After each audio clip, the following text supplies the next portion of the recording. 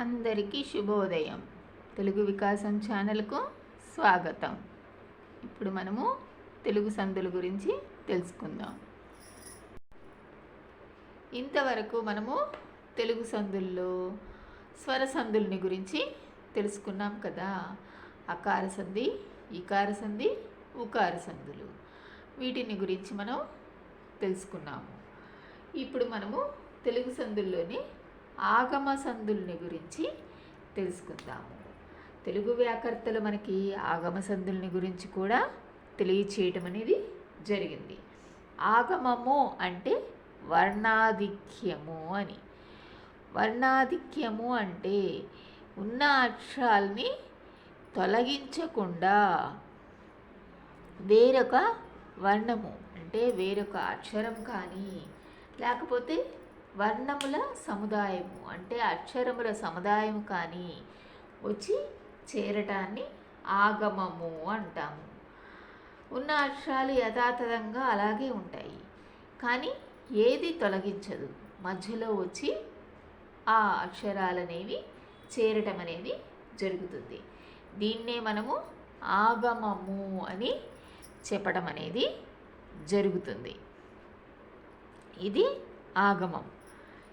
ఈ ఆగమ సందుల్ని గురించి కొన్నిటిని ఇప్పుడు తెలుసుకుందాము. అందులో మొదటిగా ఎడాగమ సంధి. ఇది ఎడాగమ సంధి. ఈ ఎడాగమ సంధి వచ్చేసరికి సంధి లేని చోట అంటే సంధి జరగనటువంటి పక్షంలో స్వరంబు కంటెం పరంబైన స్వరంబునకు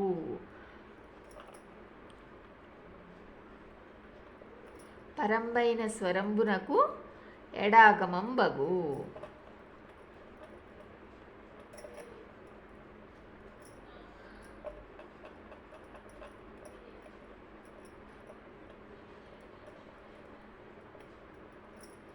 సంధి లేని చోట, సంధి జరగనటువంటి పక్షంలో రెండు పదాల కలయికని మనం సంధి అని చెప్పుకుంటాం కదా. పూర్వపదము, పరపదము.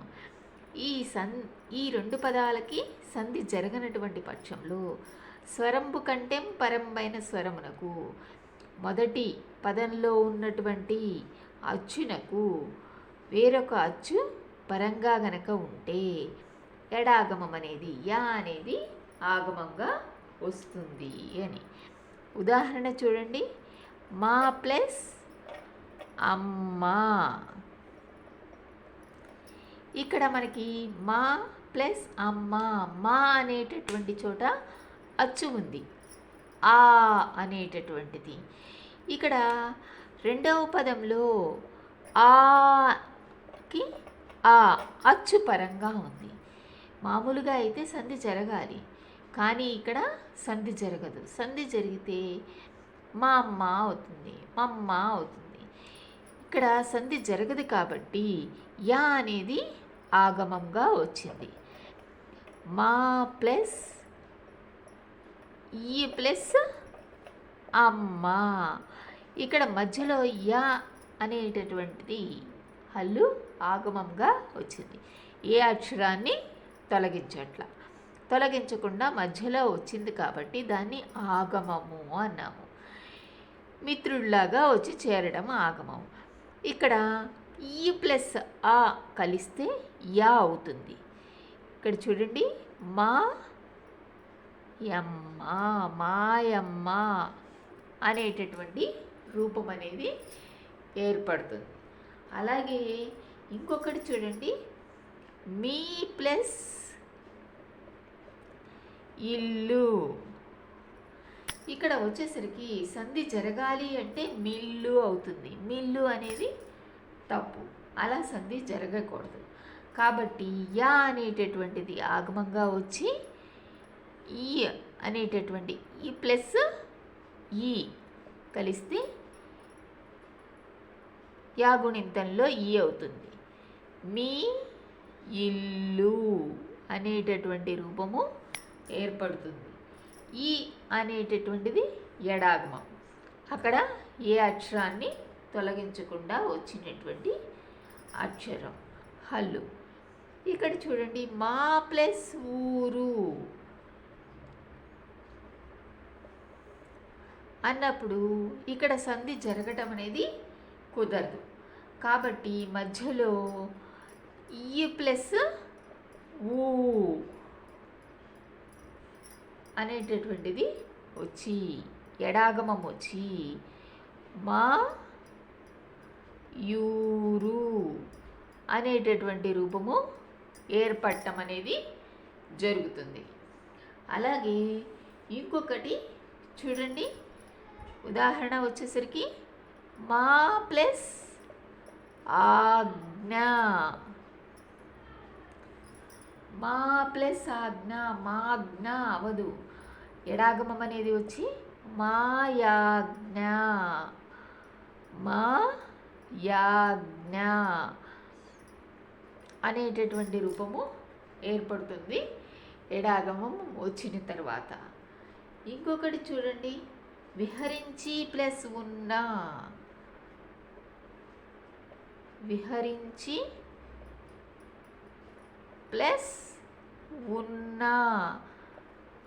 విహరించున్న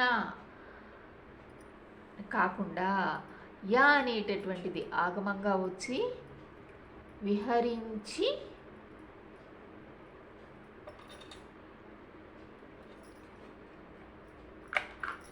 యున్నా అనేటటువంటి రూపము ఏర్పడుతుంది. ఈ ప్లస్ ఊ కలిస్తే యు అనేటటువంటి రూపము అవుతుంది. ఈ ప్లస్ ఆ కలిస్తే యా అనేటటువంటి రూపము. ఇలా మనకి యా అనేటటువంటిది ఎడాగమం అనేది రావటం జరుగుతుంది. సంధి లేనటువంటి పక్షంలో, సంధి జరగనటువంటి పక్షంలో యా అనేటటువంటిది ఆగమంగా వచ్చినటువంటిది. దీన్ని మనము ఎడాగమ సంధి అని చెప్పుకుంటాము. తర్వాత వచ్చేసరికి ఇంకొక సంధి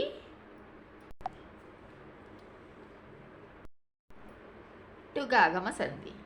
టుగాగమ సంధి అనేసరికి ఇందులో 4 రకాలైనటువంటి సూత్రాలని మనం చెప్పుకుంటాము. ఇందులో మొదటిగా వచ్చేసరికి కర్మధారయమునందలి ఉత్తునకు అచ్చుపరంబగునప్పుడు టుగాగమం బగు.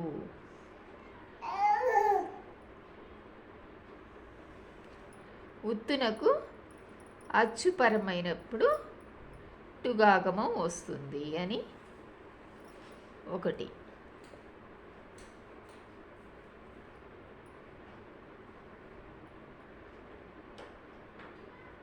టుగాగమం బగు, కర్మధారయమునందలి ఉత్తునకు అచ్చుపరంగా ఉంటే టు అనేటటువంటిది ఆగమంగా వస్తుంది అని. ఇక్కడ ఉదాహరణకు వచ్చేసరికి చూడండి, కరకు ప్లస్ అమ్ము,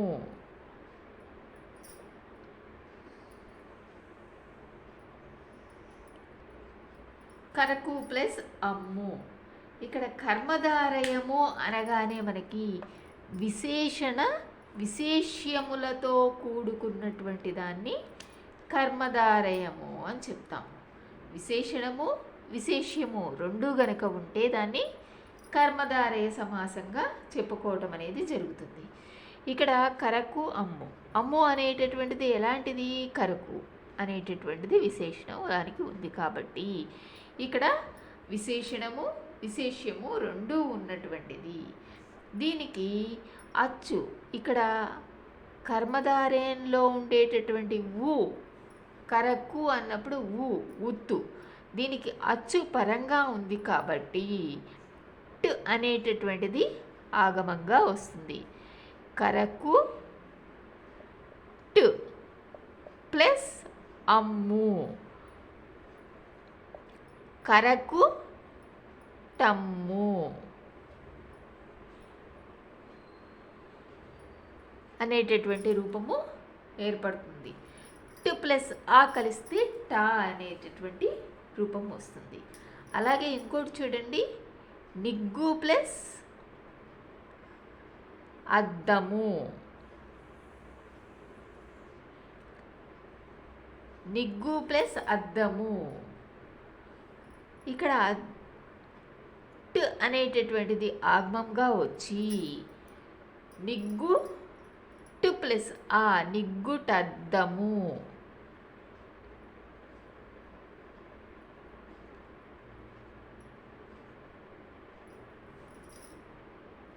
సరసము ప్లస్ అలుక.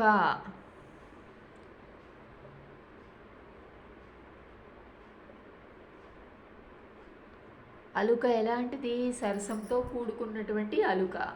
విశేషణం, విశేష్యము రెండు ఉన్నది కాబట్టి కర్మధారయ సమాసము. ఇక్కడ కర్మధారయ సమాసంలో ఉన్నటువంటి గుత్తునకు అచ్చుపరంగా ఉంది కాబట్టి ట్ అనేటటువంటిది ఆగమంగా వచ్చి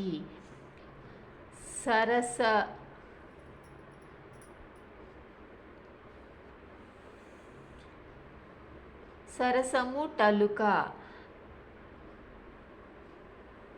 సరసపు టలుక. ఇక్కడ వచ్చేసరికి పుంపు ఆదేశం కూడా వస్తుంది, సరసపు టలుక అవుతుంది.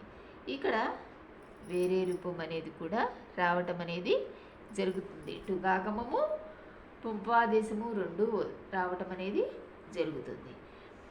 తర్వాత ఇంకొకటి చూడండి, రెండవ సూత్రానికి వచ్చేసరికి కర్మధారయంలోనే కర్మధారయమునందలి ఉత్తునకు ఇక్కడ పేర్వాది శబ్దములు, పేర్వాది శబ్దములు పేరు మొదలైనటువంటి శబ్దాలు గనక పరంగా ఉంటే టు అనేటటువంటిది విభాషగా వస్తుంది అని. అంటే టుగాగమం విభాషగా రావటం అనేది జరుగుతుంది. విభాషణకు కర్మధారయమునందలి పేర్వాది శబ్దములకు టుగాగమం విభాషణగు అనేటటువంటి సూత్రం. దీనికి ఉదాహరణ చూడండి, పేరు ప్లస్ ఉరము, పేర్వాది శబ్దం.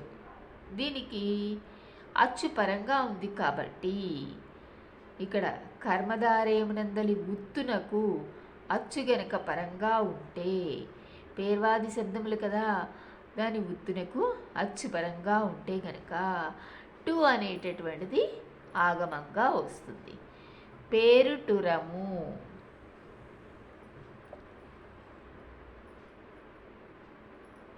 కర్మధారయమునందలి ఉత్తునకు పేర్వాది శబ్దములు గనక పరంగా ఉంటే టుగాగమం అవుతుంది. చిగురు ప్లస్ ఆకు, చిగురు ప్లస్ ఆకు వచ్చేసరికి చిగురు టాకు.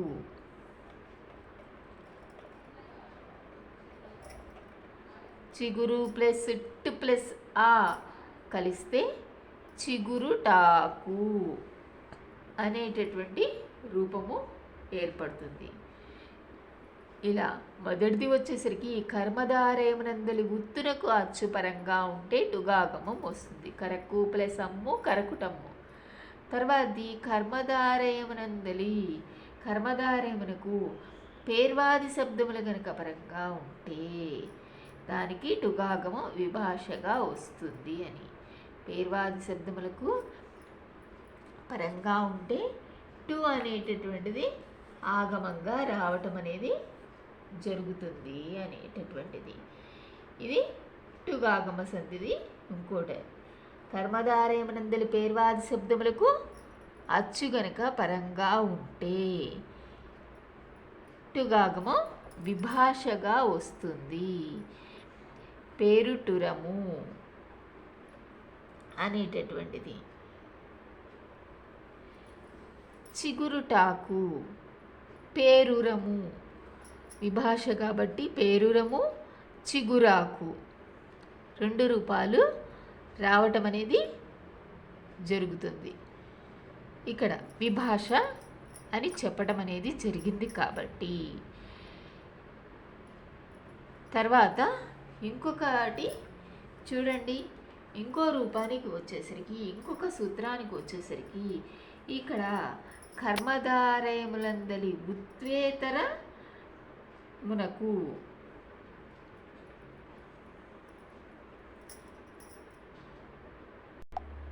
ఇక్కడ వచ్చేసరికి చూడండి, కర్మధారయమునకు ఉత్వేతరమునకు అచ్చు గనక పరంగా ఉంటే టు అనేటటువంటిది ఆగమంగా వస్తుంది. ఈ కర్మధారయమునకు ఉత్వేతరము అంటే ఊ కాకుండా, ఉత్తు కాకుండా వేరే అచ్చులు గనక ఉంటే, వాటికి గనక అచ్చుపరంగా ఉంటే టు అనేటటువంటిది కనిపిస్తుంది, టు అనేటటువంటిది ఆగమంగా వస్తుంది అనేటటువంటిది. ఇక్కడ వచ్చేసరికి చూడండి, తేనె ప్లస్ ఈగ,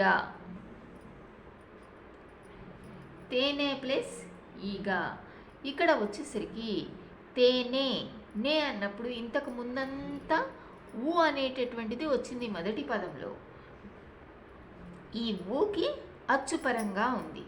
కానీ ఇక్కడ వచ్చేసరికి మొదటి పదంలో ఊ అనేటటువంటిది లేదు, ఏతం వచ్చింది, ఏ వచ్చింది, దానికి అచ్చుపరంగా ఉంది. ఊ కాకుండా ఉత్వేతర వర్ణము, ఉత్వేతర శబ్దము, అచ్చు గనక పరంగా, అచ్చు గనక ఉంటే దానికి అచ్చుపరంగా ఉండాలి. ఏ అచ్చైనా పర్వాలేదు, ఆ నుండి అవు వరకు ఉన్నటువంటిది. ఇక్కడ తేనె అన్నప్పుడు ఏ ఉంది, దానికి ఈ అన్నప్పుడు అచ్చుపరంగా ఉంది. ఇది ఏ అనేటటువంటిది ఉత్తు కాదు, ఊ కాకుండా వేరే అచ్చు, దీనికి అచ్చుపరంగా ఉంది. కాబట్టి మధ్యలో టు అనేటటువంటిది ఆగమంగా వచ్చి తేనె టీగా అనేటటువంటి రూపం అనేది ఏర్పడుతుంది. తర్వాత ఇంకోటి చూడండి, దుక్కి ప్లస్ ఎద్దు, దుక్కి ప్లస్ ఎద్దు. కీ అన్నప్పుడు ఈ ఉత్తు కాకుండా ఉన్నటువంటిది ఉత్వేతర వర్ణం, ఉత్వేతర స్వరం. ఇక్కడ ఈ అనేటటువంటి దానికి ఏ అనేటటువంటి అచ్చుపరంగా ఉంది కాబట్టి మధ్యలో టు అనేటటువంటిది ఆగమంగా వచ్చి దుక్కి తెద్దు, దుక్కి తెద్దు అనేటటువంటి రూపము ఏర్పడుతుంది. ఇది మూడవ సూత్రం. తర్వాత ఇంకొకటి వచ్చేసరికి, నాలుగోది వచ్చేసరికి షష్ఠీ సమాసమునకు, షష్ఠీ సమాసంలో ఉండేటటువంటి ఉత్తునకు అచ్చుపరంగా ఉంటే గనక టుగాగమం వస్తుంది, టు అనేటటువంటిది ఆగమంగా వస్తుంది. షష్ఠీ సమాసమునందలి ఉత్తునకు అచ్చుపరంగా ఉంటే టుగాగమం రావటం అనేది జరుగుతుంది. ఉదాహరణ చూడండి, వేలుపు ప్లస్ ఆవు,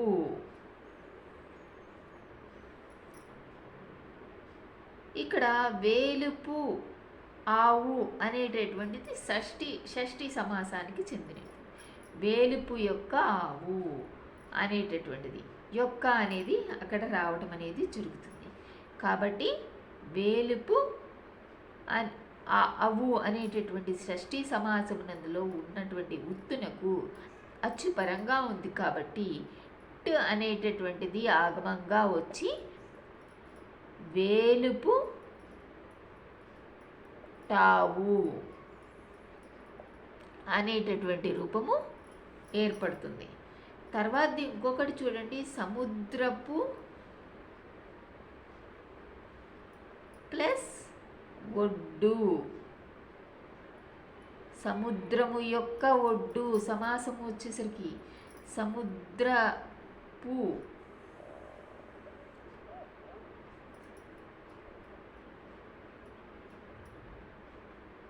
ఒడ్డు. ఇక్కడ వచ్చేసరికి సముద్రము యొక్క ఒడ్డు, సముద్రపు ఒడ్డు. ఇక్కడ టు అనేటటువంటిది ఆగమంగా వచ్చి సముద్రపు టొడ్డు అనేటటువంటి రూపము ఏర్పడుతుంది. ఇలా 4 సూత్రాలు రావటం అనేది జరుగుతుంది టుగాగమ సంధికి వచ్చేసరికి. ఒకటి కర్మధారయమనందలి ఉత్తునకు అచ్చుపరంగా ఉంటే టుగాగమం వస్తుంది. ఇంకొకటి కర్మధారయమనందలి ఉత్తునకు పేర్వాది శబ్దములు గనక పరంగా ఉంటే, పేర్వాది శబ్దములు కర్మధారయమనందలి పేర్వాది శబ్దములకు ఉత్తునకు అచ్చు గనక పరంగా ఉంటే టు అనేటటువంటిది విభాషగా వస్తుంది అనేటటువంటిది. ఇంకొకటి వచ్చేసరికి కర్మధారయమన ఉత్తేతరమునకు అచ్చుపరంగా ఉంటే టుగాగం. ఊ కాకుండా వేరే అచ్చుపరం దానికి అచ్చుపరంగా ఉంటే టు అనేటటువంటిది ఆగమంగా వస్తుంది అని. ఇంకొకటి వచ్చేసరికి షష్ఠీ సమాసమునందలి ఉత్తునకు అచ్చుపరంగా ఉంటే టు అనేటటువంటిది ఆగమంగా వస్తుంది అని. ఇలా 4 రూపాలు రావటం అనేది జరుగుతుంది. పొదరు ప్లస్ ఇల్లు పొదరుటిల్లు అనే రూపం కూడా ఇక్కడ రావటం అనేది జరుగుతుంది. పొదరుటిల్లు.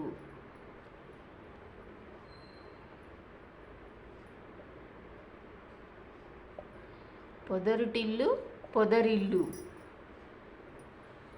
అలా విభాష కాబట్టి 2 రూపాలు వస్తూ ఉంటాయి. తర్వాత వచ్చేసరికి ఇంకొక సంధి, తర్వాతది వచ్చేసరికి ఇంకొక సంధి రుగాగమ సంధి. రుగాగమ సంధి వచ్చేసరికి ఇందులో 2 సూత్రాలు మనకి కనిపిస్తాయి. ఒకటి పేదాది శబ్దములకు ఆలు శబ్దం గనక పరంగా ఉంటే కర్మధారమునకు రుగాగమం వస్తుంది. పేదాది శబ్దములకు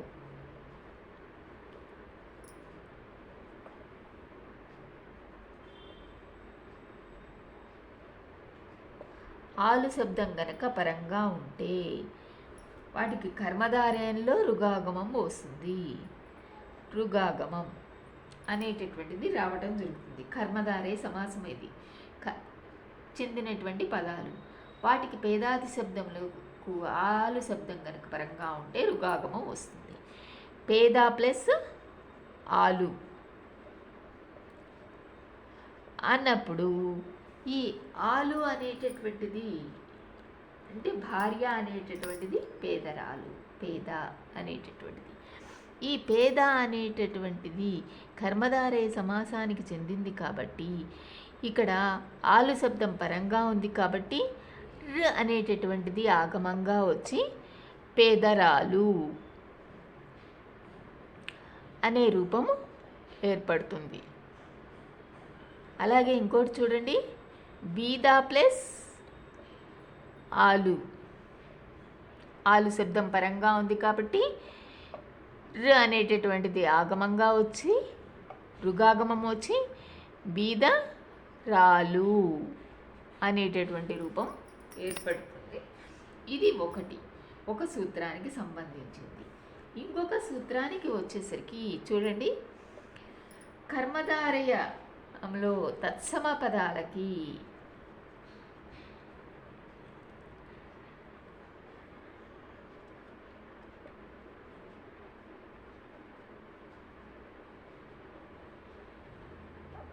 కర్మధారయమునందలి తత్సమంబులకు ఆలు శబ్దం గనక పరంగా ఉంటే ఇక్కడ అత్వానికి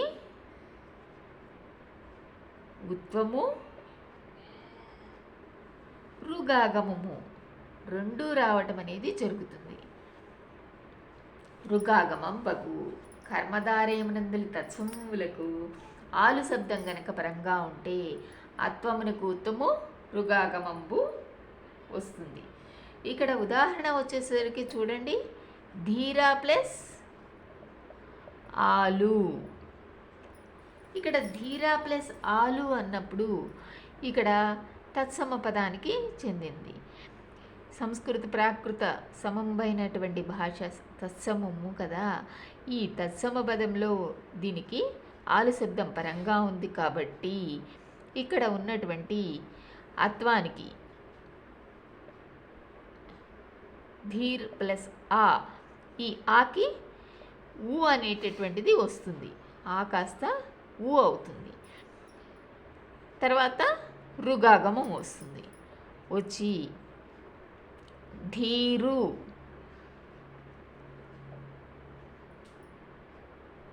ర్ ప్లస్ ఆ కలిస్తే రాలు, ధీరు రాలు అనేటటువంటి రూపం ఏర్పడుతుంది.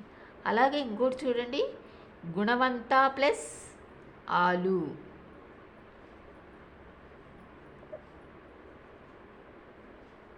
గుణవంత ప్లస్ ఆలు, తులో ఉన్నటువంటి అకారం ఉత్తు, అత్తు కాస్త ఉత్తులాగా మారుతుంది.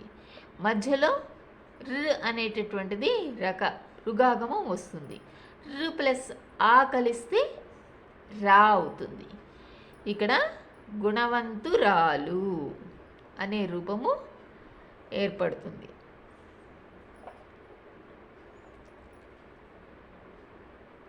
గుణవంతురాలు. అలాగే ఇంకొకటి చూడండి, ధనవంతురాలు, ధనవంత ప్లస్ ఆలు, ధనవంతురాలు.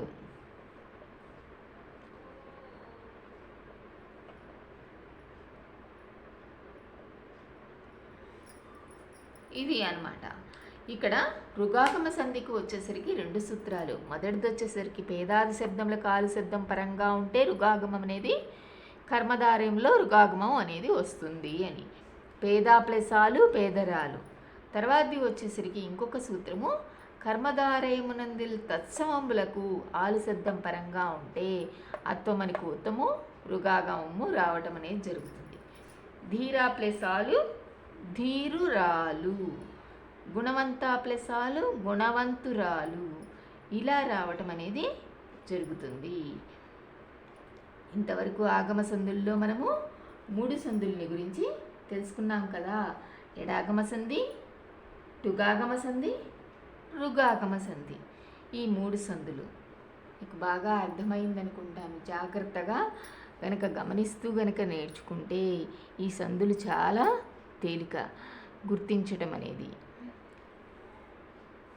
మా ఛానల్ని సబ్స్క్రైబ్ చేసుకోండి, షేర్ చేయండి, లైక్ చేయండి. ఇంకా మంచి మంచి వీడియోలు మీకు అందిస్తాను. ధన్యవాదములు.